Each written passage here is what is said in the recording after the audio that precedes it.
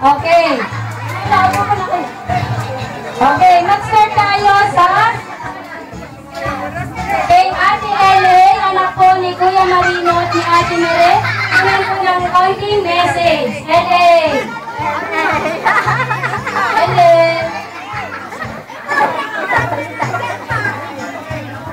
Ele! Si Ate Ele! Oh, si Ate Roslyn muna. Ate Roslyn. Aba, hindi pwede birthday ni Lola. Message na kay Lola. Happy birthday! Happy birthday! Okay, next si Ate Celine. Celine. Nagtago na? Elaine. Hala. Si Ate Annalyn lang muna.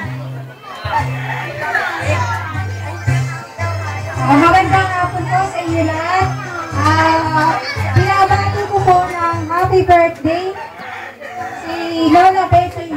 Ang wish ko sa inyo ay more blessings to come and good health and long life. Pati rin po kay nanay, happy birthday din po.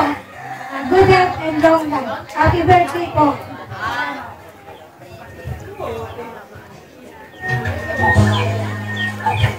Ate Roslyn. Ate Roslyn. Ate Roslyn. Jenna. Also, yung mga apo nagdahagawa na. Ang best friend ni Lula. Si Lola Tunang. Best friend po ni Lula yan. Hingan po natin ang message. Si Lola Tunang. Lola Tunang. Tinatawagin po dito. Hingan ng konting message. Lola. Lola. Lola Tunang. Dito po.